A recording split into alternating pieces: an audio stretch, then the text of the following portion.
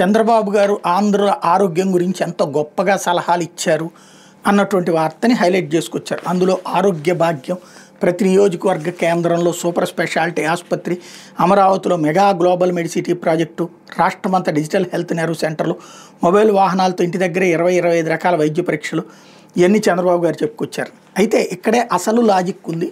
Media పట్టించుకోంది లేదా మరొక కోణం, పీపీపీ పబ్లిక్ ప్రైవేట్ పార్టిసిపేషన్ పేరుతో ప్రభుత్వ భూముల్ని ప్రైవేటు ఆసుపత్రులకు ఇస్తారు. వాళ్ళు ఆసుపత్రి పెట్టుకుంటే ఆ ఆసుపత్రికి కావాల్సినటువంటి భూమి ప్రభుత్వం ఇస్తుంది. అట్ ద సేమ్ టైం వాళ్ళకి కావాల్సిన పేషెంట్లు ఆరోగ్యశ్రీ కిందన, ఎన్టీఆర్ ఆరోగ్యశ్రీ కింద ప్రభుత్వం ఇస్తుంది ఒక 50% మందిని, మిగతా దాడు పెట్టుకుంటే సరిపోతుంది. ఇది ప్రభుత్వం చెప్తున్నటువంటిది. అంటే ఏంటి? ప్రైవేట్ ఆసుపత్రికి దోచిపెట్టడం. నా దృష్టిలో అయితే దోచిపెట్టడం. ఇప్పుడు ఉన్న మన ఆంధ్రప్రదేశ్లో ఉన్నటువంటి ఆసుపత్రుల వాళ్ళందరూ ఏం పాపం చేశారు? వాళ్ళందరూ డబ్బులు పెట్టి భూములు ఎందుకు కొనుక్కున్నారు? వాళ్ళందరూ డబ్బులు పెట్టి ఎందుకు ఆసుపత్రుల్లో ఎక్విప్మెంట్ అంతా పెట్టుకున్నారు? ఇప్పుడు ఎవడో పెద్దోళ్ళు ఒక 10 మంది వచ్చేసి ఆ 10 మందికి ప్రభుత్వమే భూములు ఇచ్చి, ప్రభుత్వమే కావాల్సినటువంటి రోగుల్ని ఇచ్చి వాళ్ళు బాగుపడతారా? ఇదే సందర్భంలో అవి కార్పొరేట్ వైద్యశాలలు, బిల్లులు తక్కువ వేస్తారా? ఆరోగ్యశ్రీ కూడా ఏం చేస్తున్నావు? పక్కన వాళ్ళకి 50% ఆరోగ్యశ్రీ అందిస్తామని చెప్పి వాళ్ళకి ఇన్సూరెన్స్ ఇస్తున్నాం.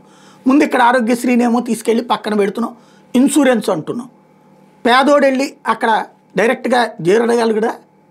ఇందులో 2.5 లక్షల రూపాయలు ఇన్సూరెన్స్ది. ఆ తర్వాత అంతకంటే ఎక్కువ ఉండేటటువంటిది ఆరోగ్యశ్రీ. అది ఎంతవరకు గ్యారంటీ ఉంటుందో ఎవరికి తెలియనటువంటి పరిస్థితి. 2.5-5 లక్షల రూపాయల లోపు ఇయ్యగా చెప్తున్నటువంటిది. ఓవరాల్గా ఏంటి? ఈ భూములు పెద్ద ఆసుపత్రుల వాళ్ళకి, డబ్బున్నటువంటి వాడికి మరింత సమకూరుస్తారు. ఇది జరగబోయేటటువంటిది. ఇదే అతిపెద్దదైనటువంటి అంశం. రాష్ట్రంలో ఇప్పుడు తెలంగాణలో ఆసుపత్రులు పెట్టినటువంటి వాళ్ళకి ప్రభుత్వం ఫ్రీగా ఇచ్చిందా?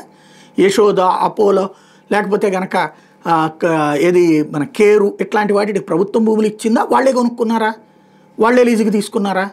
మరి ఆంధ్రప్రదేశ్లో ఎందుకు ఇస్తారు ఉచితంగా? ఇక్కడ మనం ఆల్రెడీ చెప్పాం, అమరావతిలో హబ్ అని, లేకపోతే ఇంకో చోట హబ్ అని. తక్కువకి ఇవ్వడంలో తప్పు లేదు. అసలు శాంతం ఫ్రీగా ఇస్తామంటాం తప్పు. రెండవది, ఈ హామీలు ఇచ్చేందుకు తీసుకురావాలి? ఇక్కడ పేషెంట్లు ఉన్నారంటే వాళ్ళే వస్తారు. కానీ ప్రభుత్వం ఏమంటుంది? అక్కడ 1 కోటి మంది ఉంటే వస్తున్నారు, ఇక్కడ రారు అన్నటువంటి. అప్పుడు మనం ఏం చేయాలి? ప్రభుత్వ ఆసుపత్రుల్లో బాగు చేయాలి. నేను 1,00,000 సార్లు చెప్పా, డయాగ్నసిస్ సెంటర్లు ప్రభుత్వం తరపున పెట్టండి. ఇవాళ రోజున ప్రైవేట్ ఆసుపత్రులు, ప్రైవేట్ డయాగ్నసిస్ సెంటర్లో ఒక ఎక్స్రే దగ్గర నుంచి ఒక్కొక్క దానికి తీసుకుంటున్నటువంటి దాంట్లో 50% పెట్టండి. చంద్రబాబు గారి పేరుని చిరస్థాయిగా జీవితకాలం చచ్చే వరకు గుర్తుపెట్టుకుంటారు. ఎందుకంటే ఆ ప్రైవేట్ డయాగ్నసిస్ సెంటర్లు దోచి పడేస్తాయి. ఇవాళ ఆసుపత్రుల్లో కన్సల్టేషన్ ఫీజు 500 రూపాయలు ఉంటే మందులకి 1,500 రూపాయలు అయితే, అదే సందర్భంలో ఈ టెస్టులు 25,000 రూపాయలు అవుతున్నాయి. అవసరం ఉన్నా అవసరం లేకపోయినా. అదేమంటే కన్జ్యూమర్ యాక్ట్ కింద డాక్టర్లు వచ్చారు కాబట్టి ప్రతిదీ టెస్ట్ చేయండి, మేమేమి చెప్పలేమంటున్నారు. ప్రతిదీ టెస్ట్ చేయాలంటే దూల తీర్చేస్తున్నారు జనాలకి. మామూలు రేంజ్లో లేదు. ఆ రేంజ్లో డయాగ్నోసిస్ సెంటర్లు దోచుకు తింటున్నాయి.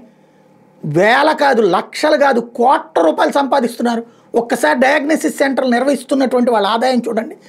వాళ్ళ నుంచి డాక్టర్లకు వెళ్తున్న కమిషన్లు చూడండి ఎంత వెళ్తున్నాయో. అవి 2 చెక్ చేస్తే అర్థమైపోతుంది. సమస్య అసలు పరిష్కరించకుండా ఇందులో ప్రభుత్వం చేయాల్సింది ఏంటి? డయాలసిస్ సెంటర్లు ప్రతి నియోజకవర్గానికి ఒక 2 డయాలసిస్ సెంటర్లు ఇదే ఎక్విప్మెంట్తో, కావాలంటే మన దగ్గర ఉన్నటువంటి మెడి హబ్ దగ్గర నుంచినే తక్కువకి ఇవ్వంటే ఇస్తారు వాళ్ళు, మెటీరియల్ తీసుకొచ్చి పెట్టండి. దేవుళ్ళలాగా చూస్తారు. కార్పొరేట్ ఆసుపత్రుల్లో వాడు ఆల్రెడీ 100 కోట్ల రూపాయలు పెట్టుకునేటటువంటి వాడికి ఉచితంగా భూములు ఇస్తాం, లేకపోతే పేషెంట్లను ఇస్తాం. అక్కడ ఉన్నటువంటి జనాలు మాత్రం ఫీజులు వసూలు చేసుకోండి. మీరు ఏం పద్ధతి ఇది? రోడ్డు వేస్తాం, డబ్బులు వసూలు చేసుకోండి. ఆసుపత్రి పెడతాం, డబ్బులు వసూలు చేసుకోండి. జనాలు ఇప్పుడు డబ్బులు లేకపోతే బతకలేరు. డబ్బులు ఇప్పుడు కావాలంటే ఇక్కడ ఉద్యోగమో వ్యాపారమో కావాలి. అవన్నీ ఇక్కడ అడుగంటిపోతుంటే, వచ్చిన డబ్బులు వచ్చినట్టు విడిగా తగలేసుకుంటుంటే ఇంకెక్కడ సస్తారు? ఇప్పటికే ఒకప్పుడు ప్రభుత్వ పాఠశాలలు, ప్రభుత్వ వైద్యశాలలు నాశనం చేయడంతోనే గత 20-30 ఏళ్ళగా చస్తున్నారు జనం. సంపాదన అంతా తీసుకెళ్ళి విద్యకి, వైద్యానికే తగలేస్తున్నారు.